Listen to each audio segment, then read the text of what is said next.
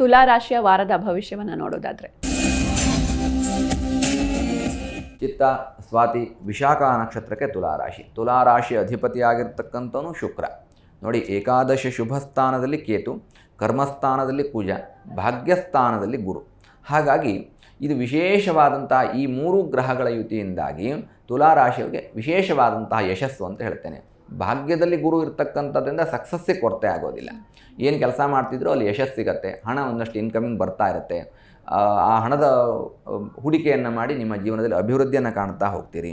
ಕರ್ಮಸ್ಥಾನದಲ್ಲಿ ಕುಜ ಇರ್ತಕ್ಕಂಥ ಭೂಮಿ ವ್ಯಾಪಾರವನ್ನು ಮಾಡ್ತಕ್ಕಂಥವ್ರು ಅಥವಾ ಭೂಮಿಯಲ್ಲಿ ಕೆಲಸವನ್ನು ಕೃಷಿ ಸಂಬಂಧಿತವಾದಂತಹ ಕೆಲಸವನ್ನು ಮಾಡ್ತಕ್ಕಂಥವ್ರು, ಇವರೆಲ್ಲರಿಗೂ ಕೂಡ ವಿಶೇಷವಾದಂತಹ ಅಭಿವೃದ್ಧಿ ಯೋಗ. ಅದರಲ್ಲೂ ವಿಶೇಷವಾಗಿ ರೈತರು, ನಾವು ಭೂಮಿ ಅಂದ ತಕ್ಷಣ ಬರೀ ಈ ಕಟ್ಟಡ ನಿರ್ಮಾಣ ಮಾಡುವವರು, ಭೂಮಿಯನ್ನು ರಿಯಲ್ ಎಸ್ಟೇಟ್ ಮಾಡೋರು ಹಾಗೊಂದೇ ಯೋಚನೆ ಮಾಡಲಿಕ್ಕೆ ಆಗೋದಿಲ್ಲ. ಕುಜ ಭೂಮಿಪುತ್ರನೇ ಆಗಿದ್ದಾನೆ ಮತ್ತು ಕರ್ಮಸ್ಥಾನದಲ್ಲಿರ್ತಕ್ಕಂಥದ್ರಿಂದ ರೈತರಿಗೆ ವಿಶೇಷವಾದಂತಹ ಅಭಿವೃದ್ಧಿಯನ್ನು ಕಾಣುವಂತಹ ಕಾಲ ತುಲಾರಾಶಿಯವರಿಗೆ ಈ ವಾರದಲ್ಲಿ ಸಿಗುತ್ತೆ. ಆ್ಯಂಡ್ ಲಾಭಸ್ಥಾನದಲ್ಲಿ ಕೇತುಂ ಕುಲಸ್ಯ ಉನ್ನತಿ, ಮನೆಯ ಅಭಿವೃದ್ಧಿಯನ್ನು ಮಾಡ್ತಕ್ಕಂತಹ ಕೇತುವೇ ಲಾಭಸ್ಥಾನದಲ್ಲಿ ಕೂತಿದ್ದಾನೆ. ಹಾಗಾಗಿ ಮನೆಯ ಗ್ರೋತ್ ಆಗೋದ್ರಲ್ಲಿ ಯಾವುದೇ ರೀತಿಯಾದಂತಹ ಸಂದೇಹ ಇಲ್ಲ ತುಲಾರಾಶಿಯವರಿಗೆ.